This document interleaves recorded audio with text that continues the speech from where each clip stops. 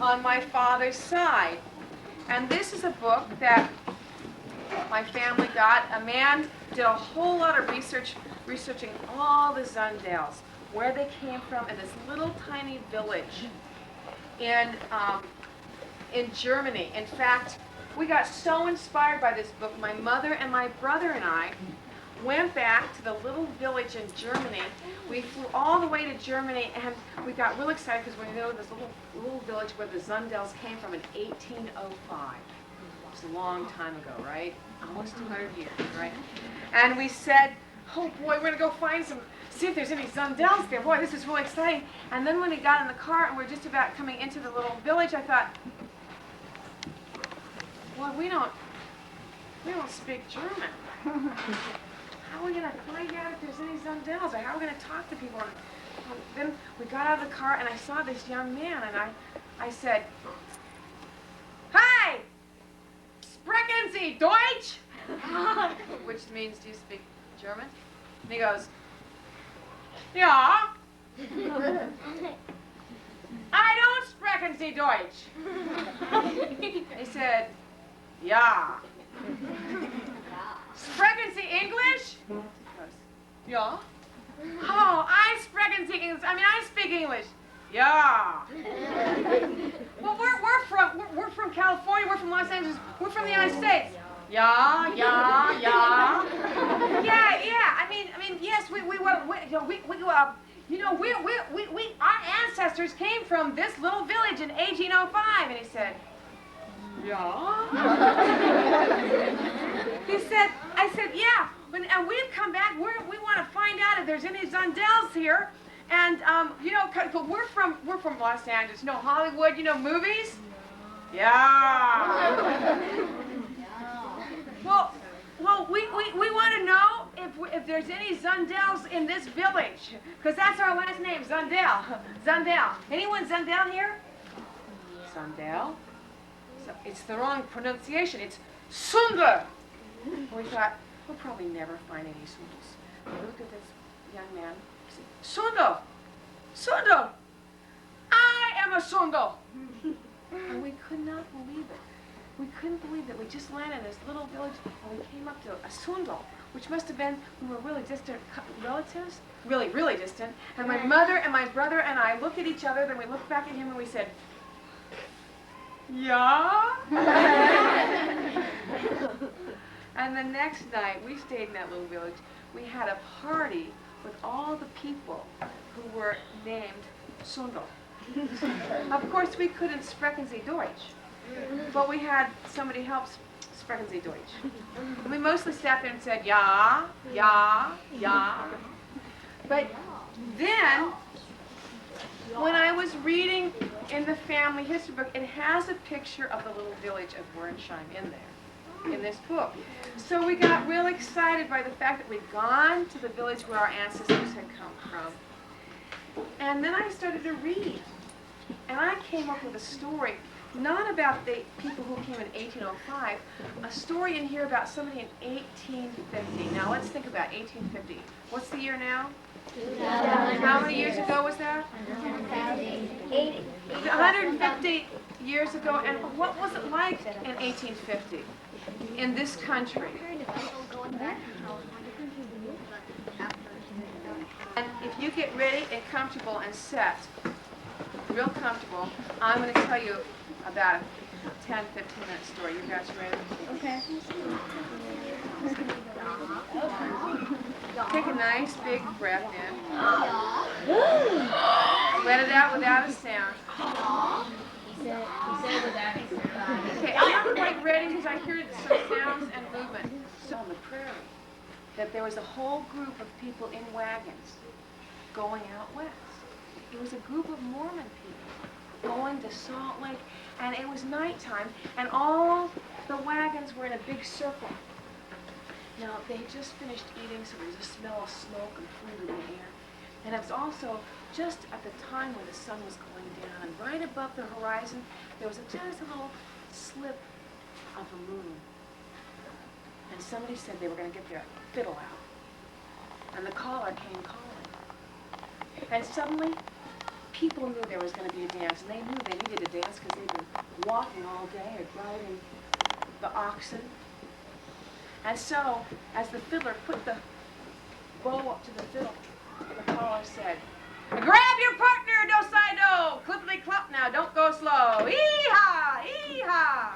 And lines of people, they started to do-si-do. They started to swing each other. They started to clap and laugh, and there was little Matilda. Matilda was just 6 years old, just a little kid. And she was bouncing up and saying, "Ee-haw, ee-haw, ee-haw." She was dancing with Phoebe, her best friend. And they couldn't do the dance. They couldn't quite figure out the do-si-dos, but they would just go up and bump each other and then fall down and go, "Ah!" They get up and bump each other, "Ah!" Then they go, "Sally, go around the sun, Sally, go around the moon," and then they would bump each other again and then fall down, and they were just being silly. And after the dancing was all over, Matilda's mommy came and said, "Matilda, how come you're all dusty?" "Oh, I don't know, Mommy. We just got to playing. We were dancing." And there was an awful lot of dust in her clothes. "Where's your little brother James?" It was Matilda's job to always make sure that James was in sight. Now, James was only 4. Matilda was 6. And she had 4 other brothers and sisters older than her. So Matilda's mother took them over to the wagon. Now, her wagon was special because her daddy had made a little step ladder, and her mother had pulled the step ladder down, and Matilda could walk right up the ladder into the little wagon. Now, her older brothers and her mother and father slept outside on the ground, but she and her younger brother got to sleep inside the wagon, and they always felt it was special because Matilda got to kind of lie down in the bed, and at her feet there's a great big barrel. In the barrel was a big wooden barrel. It was dried beef jerky. And in the other barrel, there was toast, because her mother, before they left on the trip, had made all this bread, and she sliced it all up and toasted it just down this way, it won't spoil. And over to the side, there was a big flat sack of flour.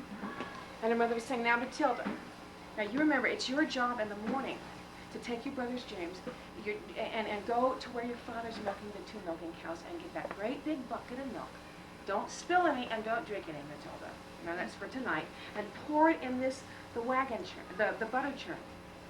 Now, in those days, women spent hours churning the butter with a big butter churn, but they had it attached to their wagon.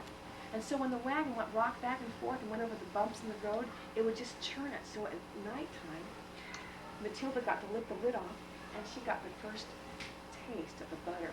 Or sometimes it was buttermilk, and they always had that for dinner. "Okay, Mommy, I'll do that, I promise." And Matilda,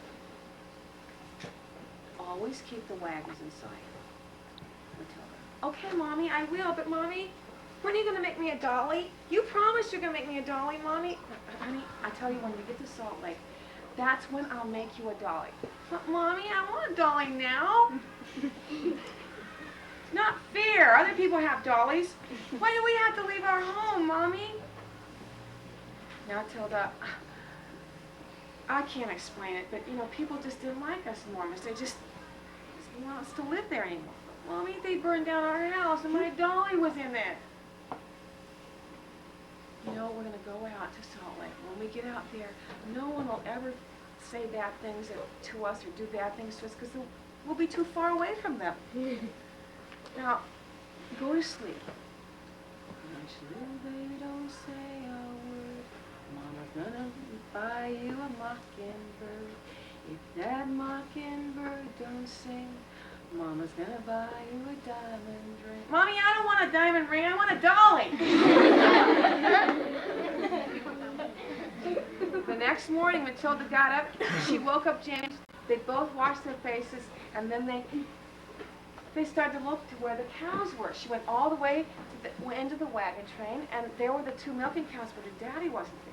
And she didn't know where her daddy was because she was supposed to pick up the bucket of milk. She was trying to really remember what her mother had told her. So she went back to the wagon, and there was their big table. Her daddy had made a really nice table. It had folding leaves that would fold out. It was all set up for breakfast, but her daddy wasn't there, and her older brothers and sisters weren't there, and she looked all around, and then she went on the outside of the circle, you know, where the wagons were in a big circle. She went on the outside and was looking out there, and then she climbed up on the wagon, up on the seat.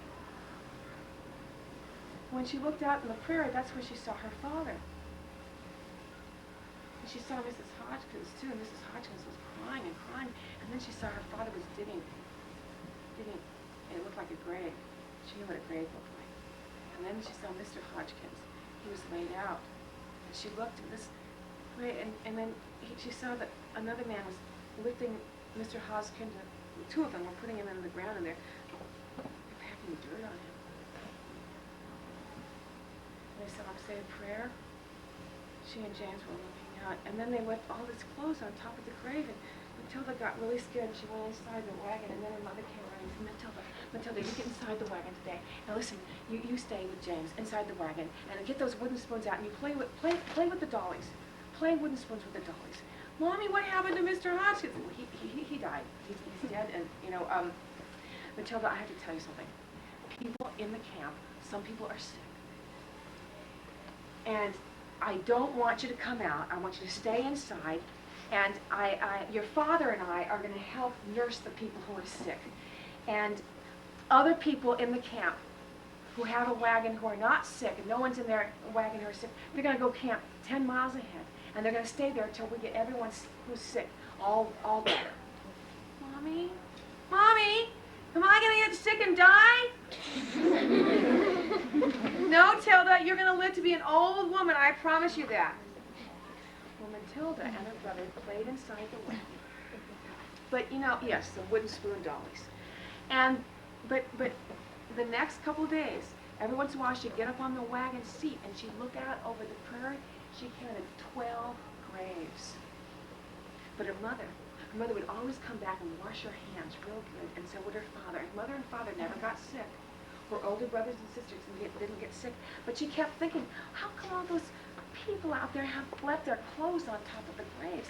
Because one day she saw her mother and said, Mommy, there's a calico dress out there. You could make me a rag doll with it, Mommy. A real pretty rag doll. Oh, Tilda. Mrs. Larson is sick right now. I have to go and tend her now. I can't think of things like that right now. Well, Matilda kept thinking about those dresses out there, and no one was going to use them. But the next day, they all packed up because everyone who was sick got better. And those who didn't get better were already buried. And they took off, and they walked up and drove up to where the rest of the camp was camping.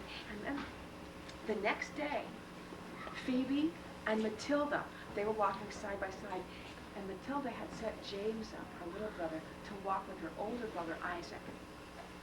They were all walking. Now the kids, as they all did, walked by the side of the wagons, because if they sat on the wagons, the dust would come up in their eyes, and they would cough, and they would choke, and they would blink, and they just didn't want to sit in the wagon, so they walked over the side. And like every day, she and Phoebe were walking. It was after lunch. And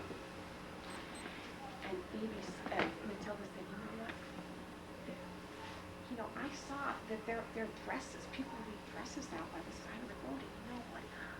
My mommy won't make me a dolly, but I bet I can make a dolly. I know how to make a dolly. I think my mommy forgot how to make a dolly. But I can do it. And as they were walking, Matilda kept looking. Then she saw a dress way over to the side. And the wagons were on this side. She said, look over there. Come on, Phoebe, come on. Let's go look at it. Let's just go look at the dress. Well, we're not supposed to leave the wagon. No, come on. Come on. So they ran way over to the side, and there was the cutest white and red check dress with a little lace collar, and there were other clothes. But Matilda said, look, I can tear out the hem. She started to rip the hem. Then she tore out a sleeve and tore it off the other sleeve. And then she made a ball of one sleeve, and she took the hem, a piece of fabric that she tore, and she tied it around it and made a little knot underneath. Then she took that other piece of fabric that was the sleeve, and she tied it around what was like the ball or the neck. And then there was 4 pieces of fabric hanging and a little ball. She said, see, here's my, well, it's the beginning of Annabelle. Look! And then she took that piece of lace off the dress, and she tied it under her neck, and there was a little bonnet. And then she wove those pieces of fabric together so they had 2 legs, and then she took a stick and stuck it underneath the neck. So see? Annabelle! then she made a dolly for Phoebe. And they started playing with their dollies. Hey, grab your partner, do-si-do. Sally comes up, and they started to dance their partners, and they said, I'm going to teach you, I'm going to show you where there's a gopher hole. Look here. Look, hey, Mr. Gopher. Hey, there's a rat. Oh, look at that. There's rabbit droppings. Hey, look at this. And they looked at all the different bugs, and they were having so much fun, they forgot. They forgot to keep the wagons inside. And then they said, now it's time for a nap. It's time for you to go to bed. Hush, little baby, don't say a word. Do you want me to make you a dolly, Annabelle?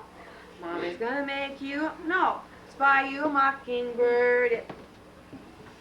All of a sudden, Phoebe stood up. Mommy? Daddy? Matilda stood up. Where's the wagons?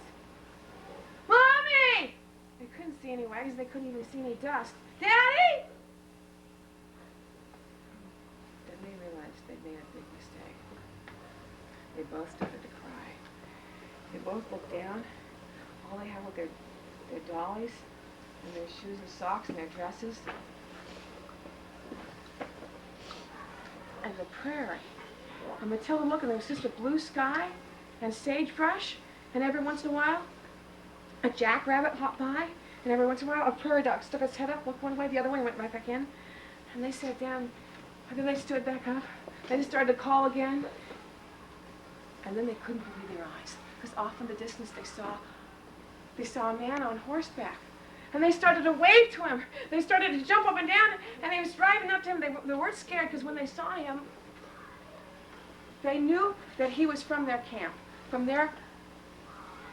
He was one of the men on the wagon train, and he said, hi, hi, hi, and he stopped, and he just looked at him. He looked at what they were doing, looked at the grave and the dresses, and he says, you girlies, the wagon's way up ahead, and you start walking. It's okay, Annabelle. She held on to Phoebe's hand. Phoebe had her doll. Matilda had her doll. Don't worry, Annabelle. I don't know why he doesn't put us on the horse. He could drive us, he could ride us back to the horse, but he won't. He's gonna make us walk. You girlies start walking now. And they started to walk, but after a while he said, see that creek over there? You take your shoes off and get inside that water. Huh? Do as I say. Walk in the water. They took their shoes off. They put their shoes around their neck and tied the laces together. They didn't want to walk in the water, but they didn't dare say no. And they put their feet in, it was really cold. And they walked in. Keep walking, girlies, keep walking. They walked clear up to their knees. They looked back at him and said, keep walking. They walked until the water reached their waist, and then he says, now you girlies, you drop them dollies now. No, this is Annabelle. I'm going to take Annabelle. No, you do as I say. And Matilda let go of Annabelle. And she just watched Annabelle float down on top of the river. And then she kind of sank. And that's all she saw was that red and white fabric kind of sinking down. And then she started to cry, and Phoebe started to cry. And they were all wet, and they were really hungry, and they were really tired, and they really wanted their mommies, but they just kept walking. Come on. After a while, he said, okay, you girls get out of the water now. They put their shoes back on, but it was funny to walk in their shoes because there was water sloshing around the bottom of their shoes. They walked all day until their dresses dried, until their petticoats dried.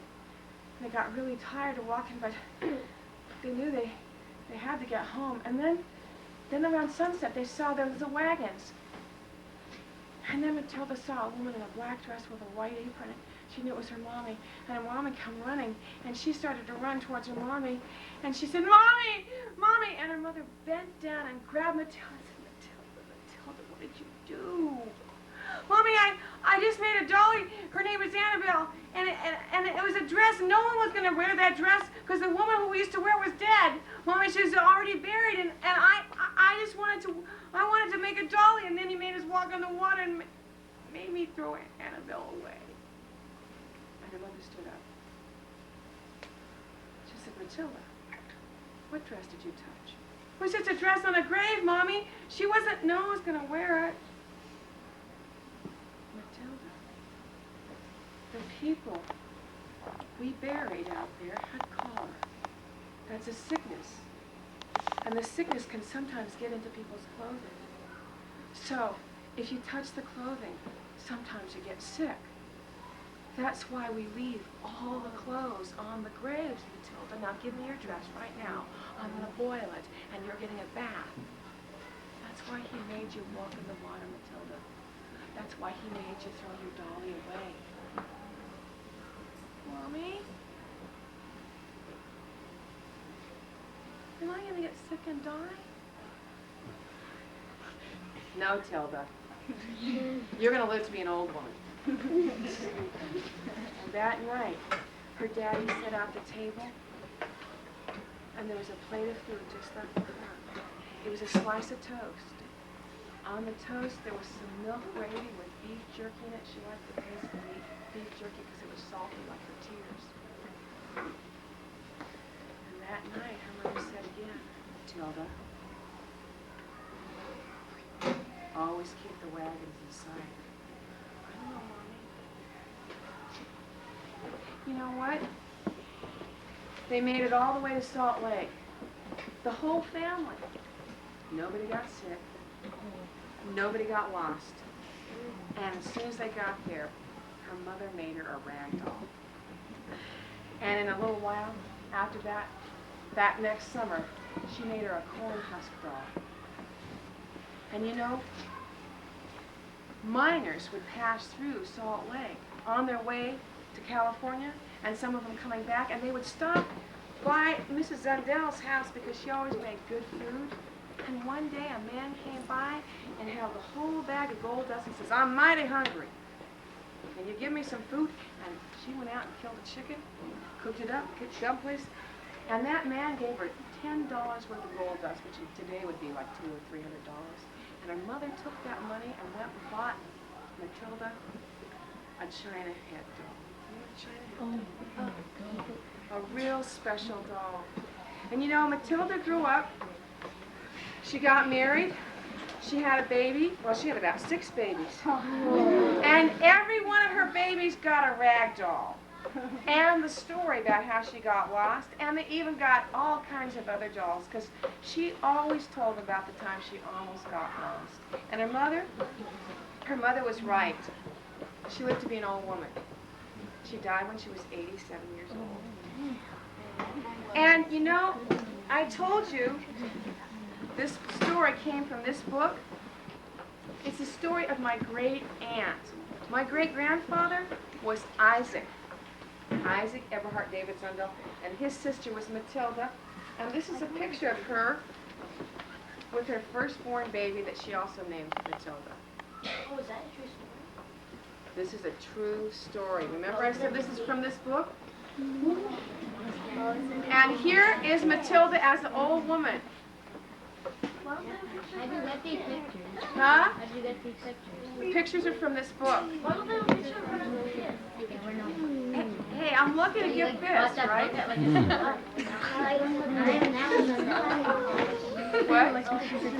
What was the disease called?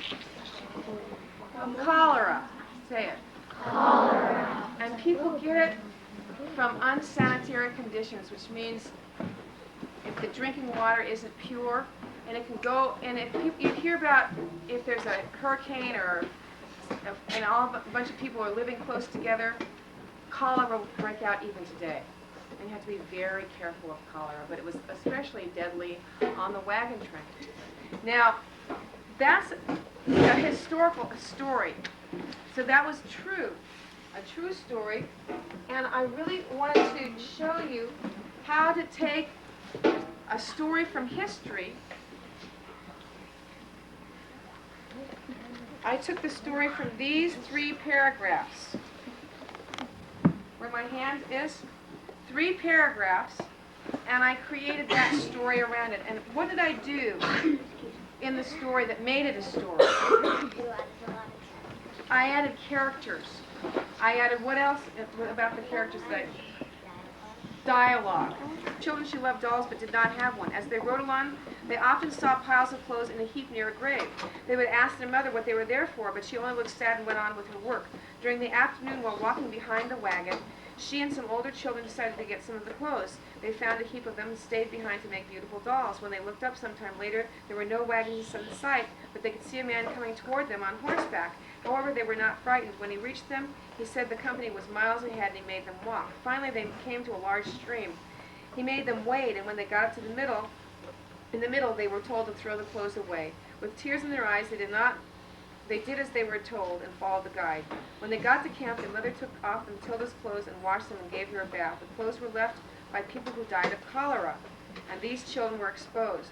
With all the worry, their mother got some toasted bread from the barrel full that they had brought with them. She made some milk gravy, added some beef jerky, and poured it over the toast. The long walk was forgotten, and the children did not get cholera. So from that one paragraph, should we get Filbert out?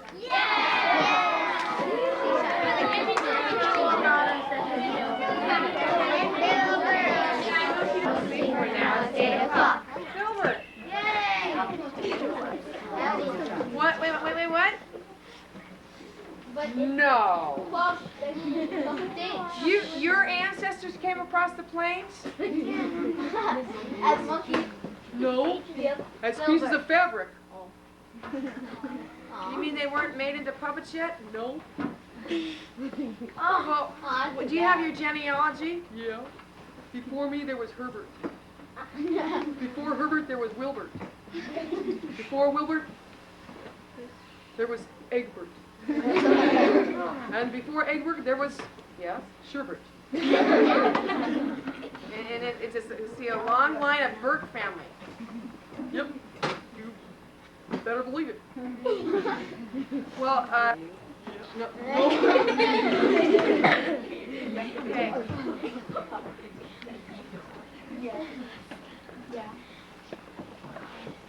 Okay. Do you want to do it? Yeah, I mean, you're doing it.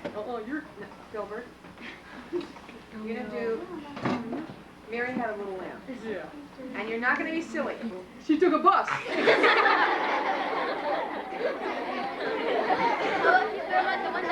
Oh, Mother Hubbard, she went to the cupboard to get her Podagia bone. But when she got there, the cupboard was bare. So she threw him out the second story window. When she got there, the cupboard was bare. So she threw him out the window. Humpty Dumpty sat on a wall. No, threw him out the window. All the king's horses and all the king's men threw them out the window. Jack be nimble, Jack be quick, Jack jumped over this candlestick, so. I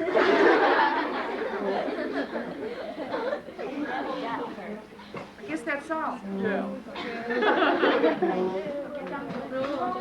Jack and Jill went up the window. We take after that. Jack fell down and broke his crown. So she threw him out the window. The second story. Wait. This is one. Last one. Oh, you want peanut?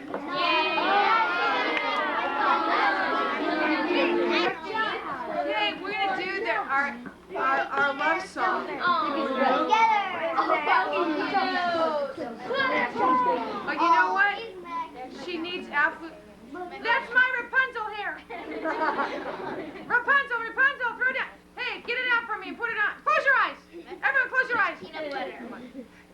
Some people's eyes are not closed. Close your eyes now. Take it out. Put it on my hair. Don't. This is not. Do it right. Open up.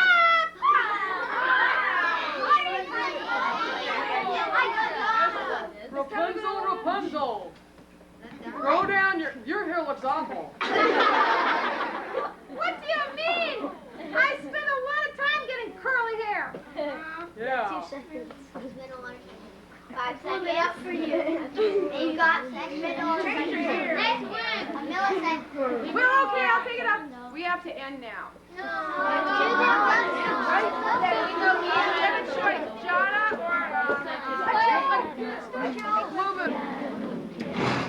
when they stop moving your head, you stop. Blue moon, you saw me standing alone, without a girl in my life, without a pig of my own. blue moon, you knew just what I was there for. What do I stand a prayer for? Someone I really care for. Looked, the moon had turned to gold. Then she threw him out the wall. Blue moon, now I'm no longer alone. Real soft.